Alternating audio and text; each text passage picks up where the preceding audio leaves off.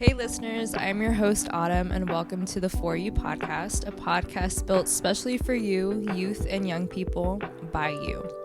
If you're a returning listener from last month, we're glad to have you back, and if you're new here, welcome. So just a quick recap, For You is a continuation of TFC's youth podcast, The Think Tank, but this twist focuses on a new topic each month and a guest to simply discuss God. We hope our conversation can resonate and encourage you to grow in your relationship with Him.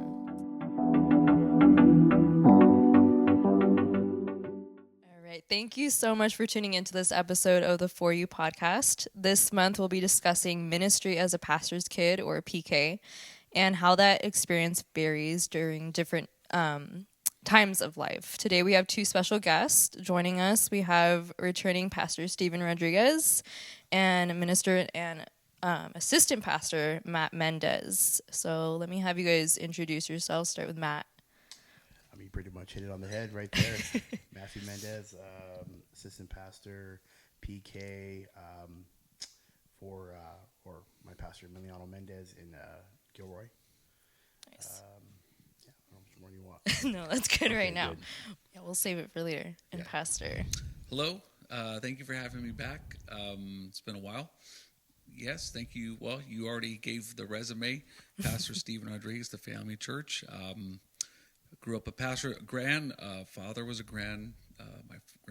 pastor. I was under his ministry up until, when I was about 17 or so, when my father took over the pastorship. So I've been a PK ever since 17. So Nice. I'm 50. Do the math. All right.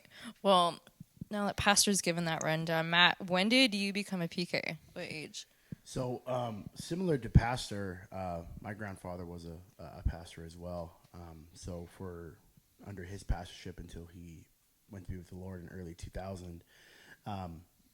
But my journey as a PK didn't start until I was 18 years old. So really didn't grow up as a pastor. I kind of just transitioned to it as a young adult. Okay. And what was your reaction? How did you feel when, your family started pastoring, when you got into ministry? Yeah, so for me, it was a bit of a big transition. I have always been a part of, local ministry. There, we were serving in Watsonville before we got launched out, and I was part of the local ministry there. Just things that that were in my realm. So at the time I was a youth, so I was part of the youth board there. But transitioning into being a PK, it was a lot at first. When we started, it wasn't an established church that we took over. It was something that we planted and then started working in there. And at that point, it was really all hands on deck I felt from everybody in my family at the time. Okay. Nice. And Pastor, can you kind of relate to that experience a little bit? A little, same, but different. My journey is similar. I was about 17, and it was in 1992, I believe, when my father took the church from my grandfather.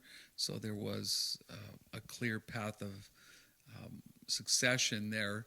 I had just gotten serious with the Lord a year prior or so. High school serving the Lord was a little foggy for me.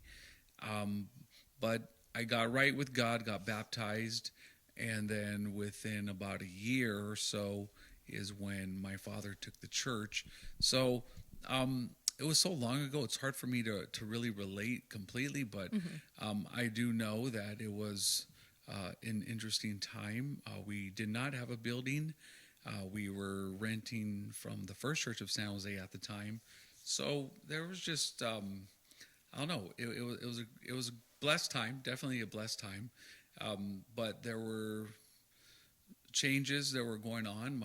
Our family economy went through some challenges because my father quit his job and went full time. We went from working at IBM as a senior manager to a full-time pastor. Wow. So A lot of changes. Yeah, you're following in his footsteps. You see that full pastorship days.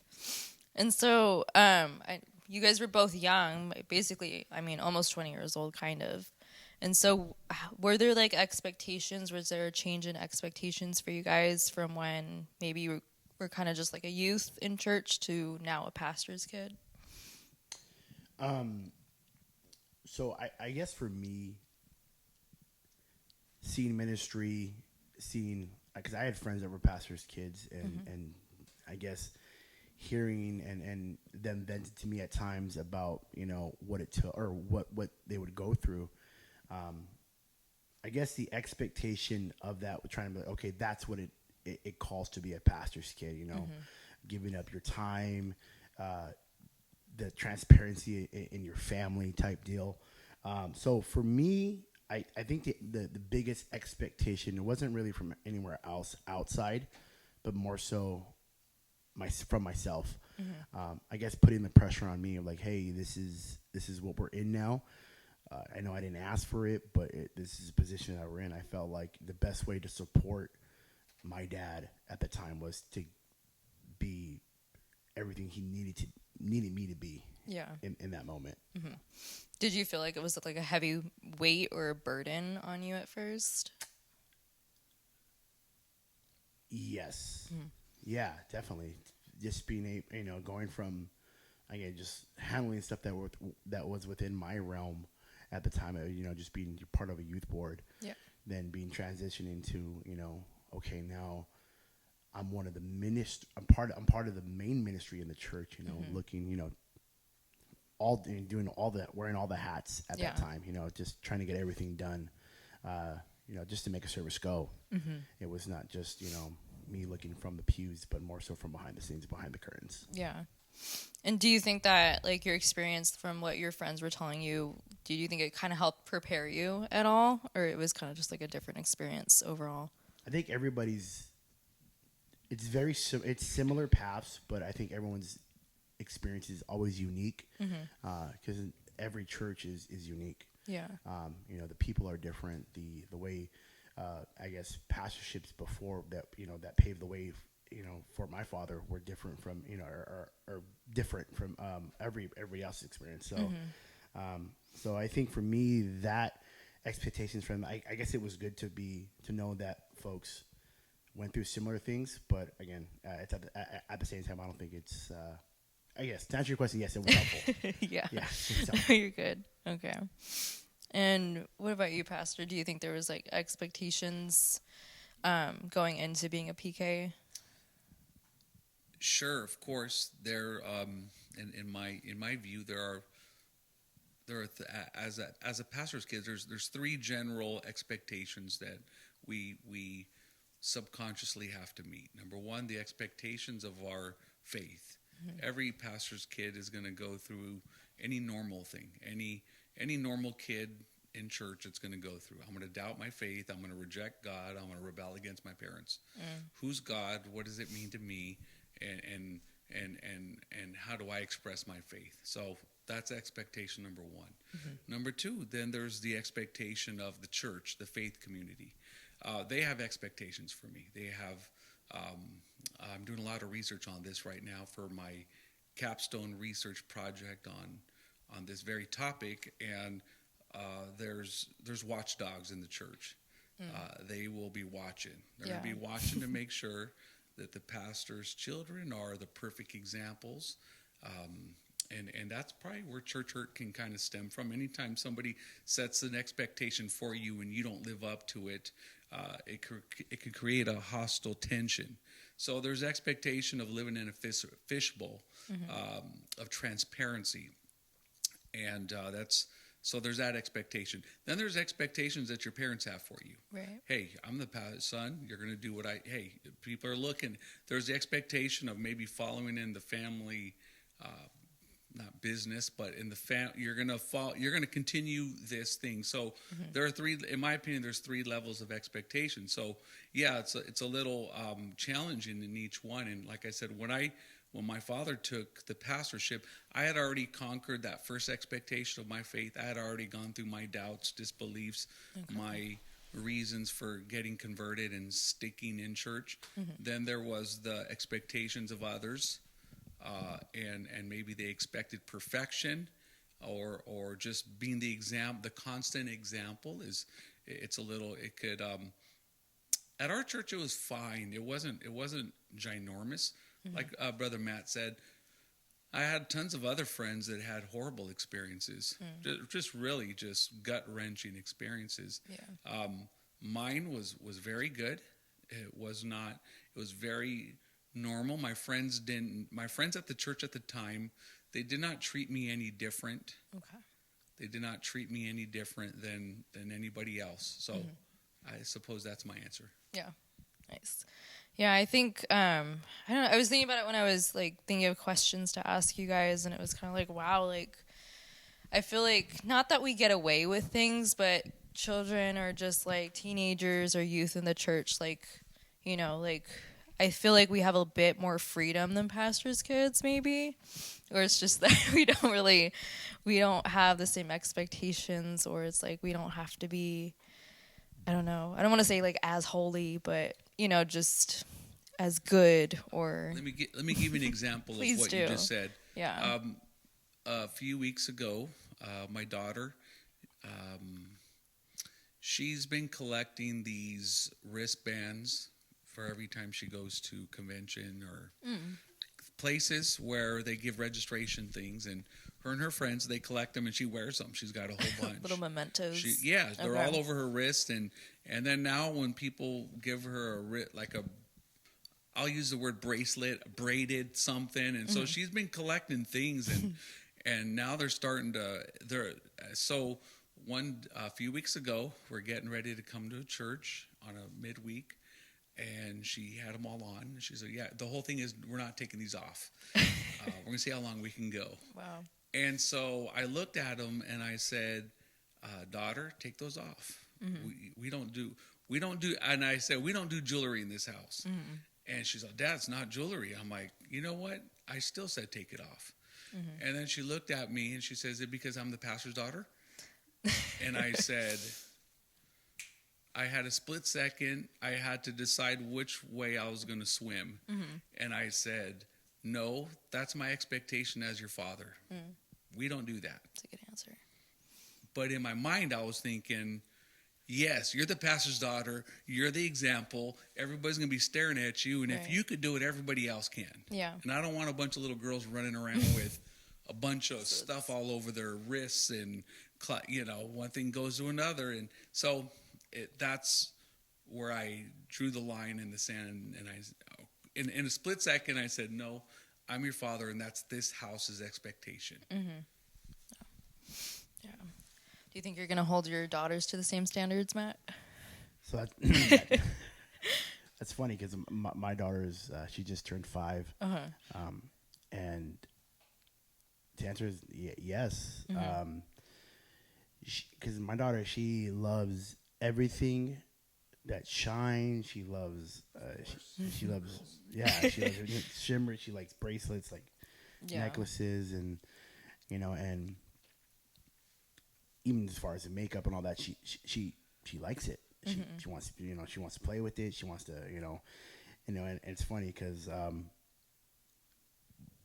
there was times of conversations that she has with other little girls, and she'll be playing dress up, or, you know, someone will buy her a toy with, like, you know, a play necklace, and and sometimes she'll put it on, and then she'll look back at me. She'll, Daddy, it's pretend. It's pretend. I was like, okay, you know, and to me, and I'm still trying to navigate how to let her have fun, but also know that, you know, let her know that this is what we believe.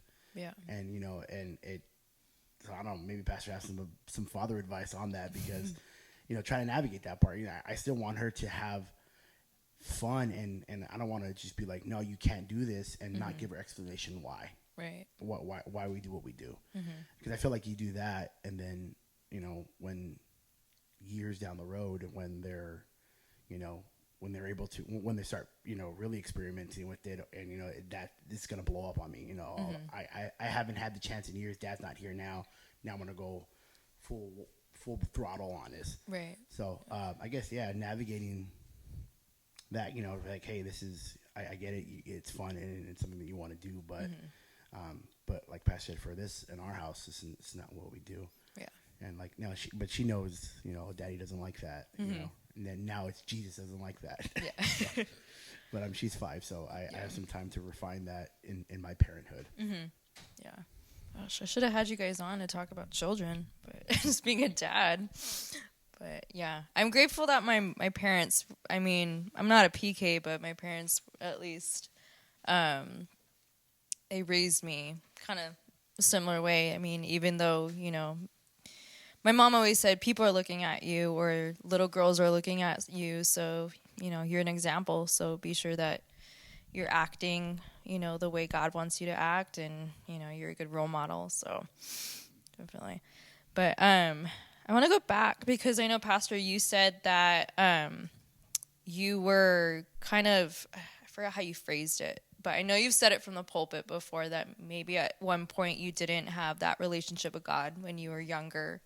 And were you dedicated to the church when you became a PK? Was I dedicated? When I call it my foggy season. Okay. When I came out of the fog, my grandfather was still the pastor. Gotcha. Okay. I got right with God, and within about 6 months, within a year later is when my father became the pastor. Okay. So that's the timing of it. So, so whatever rebellious, whatever foggy situations I was in, it was really under my grandfather. Okay. And what kind of, I guess, what brought you back to out of the fog, I guess I should say? Well, that's a whole podcast by itself. Oh, okay. I gave the testimony the other day. There was a family that came from Arizona for a small season. They were with us. And I remember back, you guys probably don't know about this, but churches used to have what's called testimony night. And every once in a while, it's just testimonies. And they got banned because people's testimonies just got wild. But one time, this sister got up, and mind you, we're at the First Church. And so I was sitting as far back as I could, but I was there. That was my parents said, I was there. My heart and spirit weren't, but body was. And I remember she was giving a testimony about a vision or a dream she had about the coming of the Lord. And I remember her face. I remember looking at her. I saw her face. It looked white. It looked like she saw a ghost. Her voice was quivering. She was shaking. The microphone was shaking. And I remember just sitting back there staring at her, and I felt like she was staring at me. And something, I just started to sweat. I just started to sweat, and I just began to have this ugly feeling inside of me of, she's right, and I'm not saved. She's right. God is coming back, and I thought God was coming back that night. Yeah. It was so terrifying to me. That next Sunday, I was baptized. Wow. And I remember my mom saying, "Hey, let's wait until we can invite all your family and friends." And I was like, "It's happening today. It's happening right now." Yeah. And so that's and since then, and I'll tell you, my full conversion didn't come until after when I was done with high school. But I was already like a senior. But that was the moment where I came out of the fog swing. Do you think that your relationship with God got stronger as a PK? Can you say that? Or sure, serving, watching my father. There's a story in the Bible, Isaac and we all know the story about Abraham and Isaac, and there's a story of him going up to Mount Madonna to give the sacrifice. And I have a book idea that I'm going to write on this, by the way. About Isaac. Quick plug. And quick plug. Seriously. PK book coming up. The story's from Isaac's view. And because it's always preached from faith of Abraham, but never from Isaac. I think it took a lot of faith of Isaac. For Abraham, he could just have another son. He already had one before. If God took that one, he'd give him another one. But for Isaac, it was his life. One life. One life, that's it. And So he's going up there, and there's a story where the narrative says that he was carrying the kindle, he was carrying the wood, and he was carrying the knife. I forget if he was carrying the knife or the torch, but he was carrying the product, and his dad was carrying the load, and he was walking with his dad, and so my answer to that is, yeah, we pastors' kids, we have to carry the load sometimes, and so yeah, things changed. Yeah. I wanted to help. I saw things that my dad went through, and I wanted to be there to help him, and that's my story. Interesting. Yeah. Matt, can you relate to that, or how was your faith? Definitely can relate. And just real quick, back to his pastor's book, one of the chapters, out of the fog. No, but yeah, definitely, I can relate.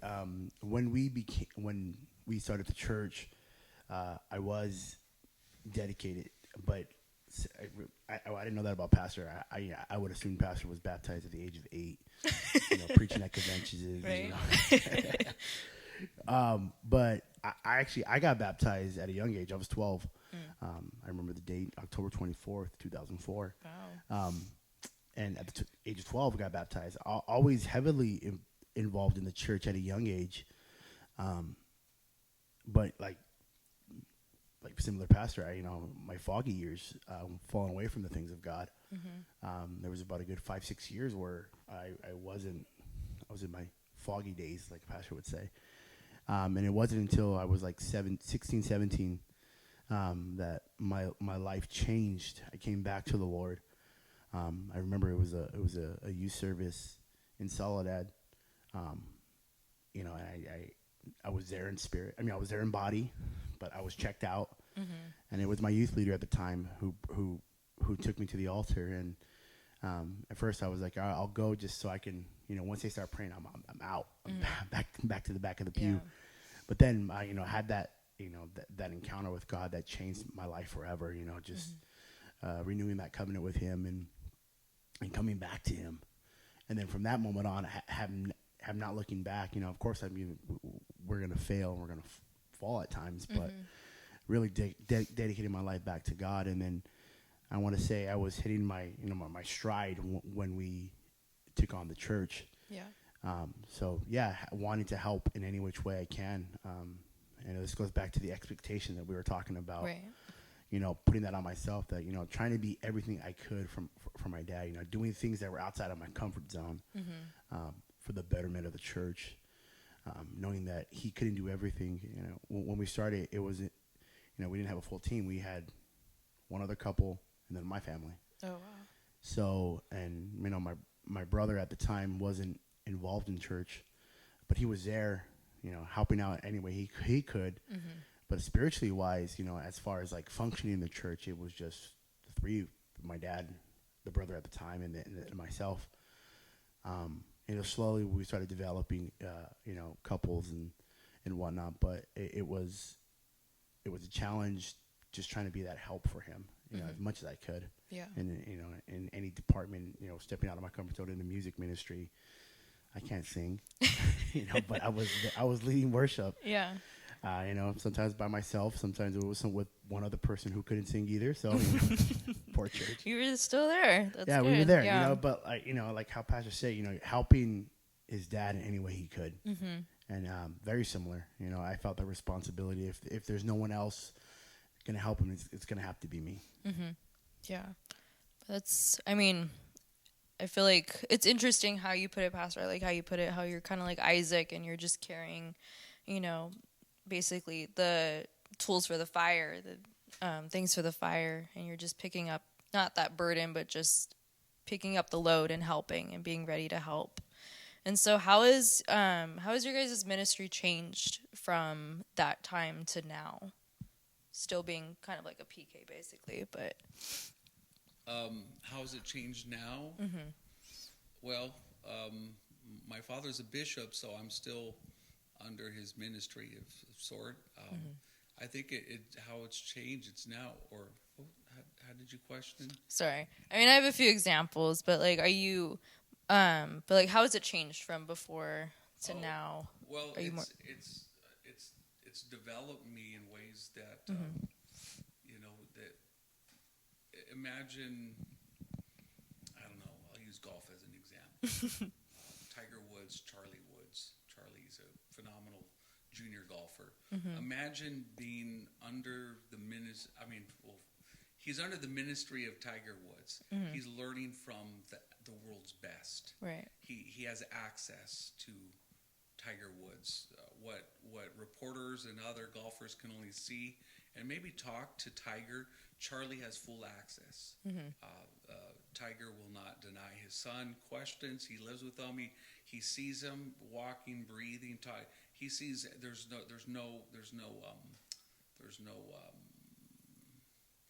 I don't know. There's no filter. He sees everything. He gets the experience of it. Yeah, and same way living with my father for a time until I got married, and being under his ministry, he takes every call. I see him. I walk with him. Walk with him into meetings. Watch them come out of meetings. Watch things crush him, not destroy him, but hurt him. When he was the bishop, I saw it all. So I learned. His mistakes became my learning opportunities. That's good. I learned. His landmines became my learning opportunities, and so everything I would see from him, from the way he would deal, and he still does that today. He still pulls me aside and says, "Son, this is how you need to manage. This is the way." And so I'm still being mentored by him. So he's helped me immensely. It's grown me into who I am today. Everything just the countenance, just the way he sits, just the way he talks, the way he deals with people, the way he analyzes situations. It's still forming me. It's making, I think, us to be a successful church where I'm standing on his shoulders. Yeah. And he stood on his father's shoulders. So I'm getting all that experience in real time. You can't. I don't know. I mean, your brother's an electrician. Your dad's an electrician. Right. Yeah. He's learned so much. I mean, just from talking to him. So he's walking into the job site with everything he's learned in the books and in class, but he has your father's wisdom with him too. Yeah, definitely. So he's going to be a 10 times better electrician than his peers. Definitely. Yeah, I see that a lot. I don't even understand the lingo they use. It's just all wires and bolts, and I'm just like, okay. I'm like, I never thought this would happen, but I get it. Yeah, you put it that way. Definitely. And for Matt, what about you? I think Pastor pretty much hit it on the head. Yeah. Where I think our ministries are constantly evolving. One thing that I've taken from my dad, and this is probably unilateral across all pastors, but what I've seen grow in me differently, more in what it's evolved. I should trying to say, is the love for the people and how he loved people. Yeah. And I remember when I first started, and I'll put this on my younger days. Not learning how to love people, being insensitive to certain things, certain topics. I mean, I don't get me wrong. There's things that we will never shake on and never compromise on. But there's a level of compassion that you have for the people. The people that you pastor, you have to love. Yeah. There's, and I'm not saying that learning that from him and learning to love the people of God is a trait that I'm picking up from him that to me it's like it's changed the way I viewed church, changed the way I viewed the people in church, and really changed the way how I talk to people. Because at the end of the day, that's what we're here to do, is love God's people. Right. And for me, that's, I think, changed the most in my life, is just loving God's people and how to love God's people. And, and the key's right there. These are not our people. These are God's people. Yeah. So, you hurt people, you're hurting God's people, not my people. So I think that's changed a lot in my life and in my ministry. It's teaching me to, you know, how I approach things, approach topics, approach things, even in my marriage and things in my children. Because again, these are still God's people. Mm-hmm. Yeah, at home, I'm the priest of my home, but how I handle God's people it changes. Mm-hmm. You know, definitely. My outlook on things. Nice. Wow. It's kind of just like learning from each other, learning from your fathers, learning from, you know, also passing that down to your daughters now. No, I love that Tiger and Charlie reference. That was good. Are you guys both golfers? Well, yeah, I blame him. Oh, okay. Yeah, getting everyone into it. We swing golf clubs. Yeah. Okay. Interesting. Oh. I will never understand golf, but that's just me. Just kidding. But as we come to a close, I have one last question for you guys. But I know you guys have kind of touched on it a little bit, but how has your relationship with your parents and your family grown or changed throughout your ministry? With my parents? Yeah, as a family.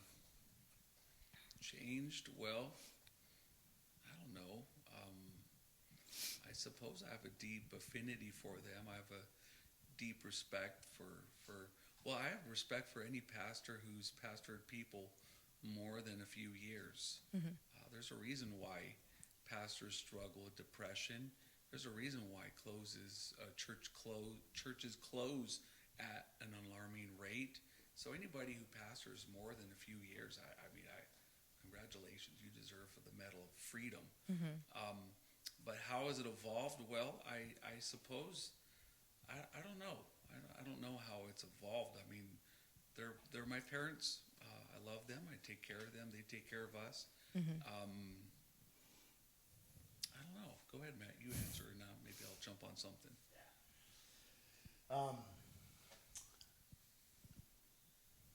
The relationship, how has it changed? Right? Has it changed? Is that what you said? Yeah, if at all. I mean, has it changed? Has it grown? Yes. Yeah. For me, yes. Mm-hmm. One, learning to work in ministry with them. Mm-hmm. That was a learning curve on myself, even with my father, because up until, you know, the last, we've been 12, 13 years now. Mm-hmm. Before that, you know, I really never ever worked in the ministry until I was under him. Mm-hmm. So seeing, you know, my dad as my pastor, not just as another minister in the church, you know, working with him as my pastor, as my father, my mom, as my mother, as my first lady. Of course, there was growing pains going through that. I know it was probably just me, myself, like, you know, trying to see what hat they're wearing today. Are you my dad today? Are you my pastor today? Trying to just, you know, but when it comes down to it, they're my everything, you know. Mm-hmm.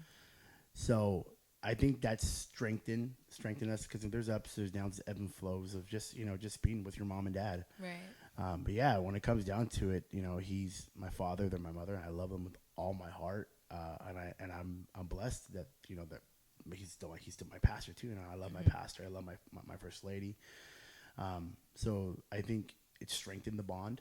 Mm-hmm. I feel like we've been through a lot. You know, we've seen a lot. We've grown a lot in that aspect. I think that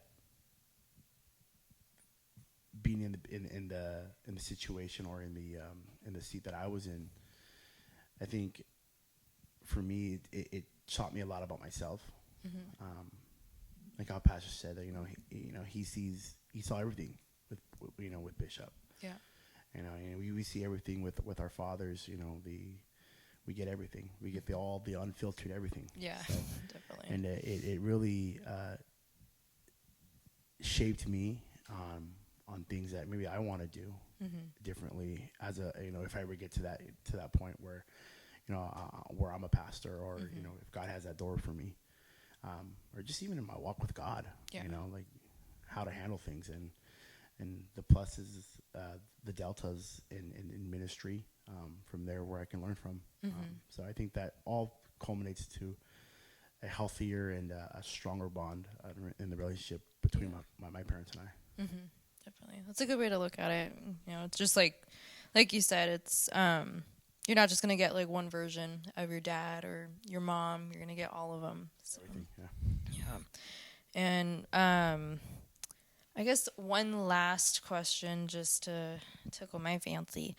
Was there any pressure to live up to your parents' legacy? My answer is no. My father never pushed me into the ministry. Yeah. There was never any pressure to. He allowed me the privilege of living out my faith the way I wanted it to be lived out. The good news for the church is that I did not know how to sing. Same. Same. Same here. The good news for the church is that I was not a musician. I tried; it didn't work out. The good news is that all the cool things. I mean, back then there was no media, there was no production, meetings, there was none of those things for me to even try to do. Media, social media, none of that. Yeah. It was either you're going to sing, you're going to be a musician, or be a preacher.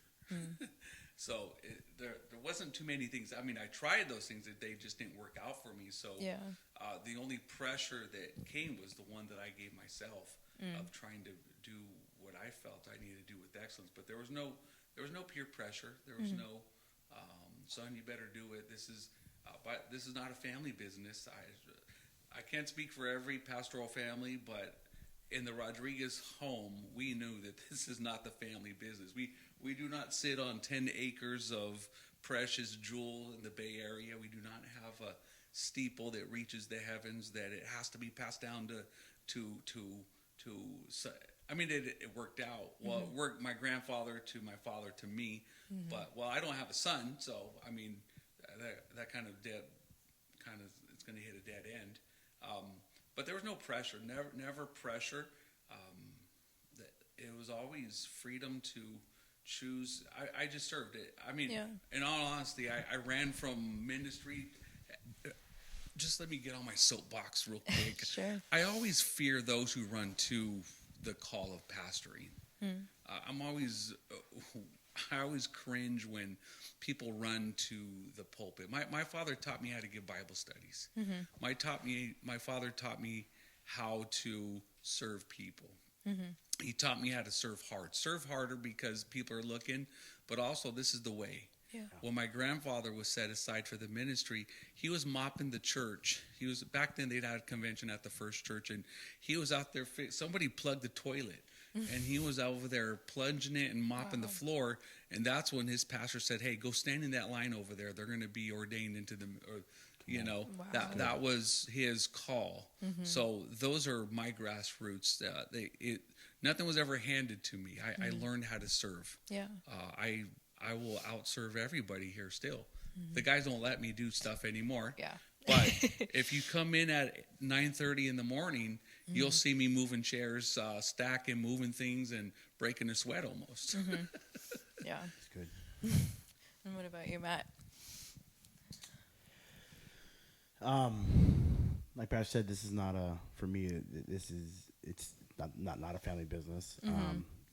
Similar. Grandfather was a pastor, but my father went on his own path, and again, I don't know what God has for us. For me, I'm just here to move when he, to go where he leads, to push me where he leads, and I think no pressure from my father to even be in ministry, to even, I shared this with Pastor before, my dad's like, hey, no one's keeping you here. If you want to be here, you're here because you want to be here. So there's no, like, you need to do this because you're my son, and this is what I expect from you. It's what everybody else expects from you. I feel like the walk that I'm walking down, it's my walk. Yeah. Between God and I, and now with my wife and my family. So if anything we want to do, or I want to do, is just be the best servant I can be, to the people that I'm charged to serve. if I can do that, that's the only thing that I guess that the measurement that I'm holding myself to is how can I serve the community that I'm in, serve the people that I'm fortunate to serve with, you know, that are before me. So, but no, to answer the question, no pressure from, you know, I'm a Mendez. I need to be like Pastor Mendez and Grandpa Mendez before him, and then, you know, so on the lineage goes. Nice. Well, I mean, that makes me happy to hear. But I think that's awesome the way you guys look at it is that it's just being a servant, and whatever God has for you, he's going to call you to. But that's awesome. But thank you guys so much for just taking the time to be here and give me your experiences, share, get a little deep and exposed, but I appreciate it. That was good. Thank you for You're the welcome. invitation. Thank you for the invitation. All right. And we'll catch you guys next time for another For You podcast. Thank you.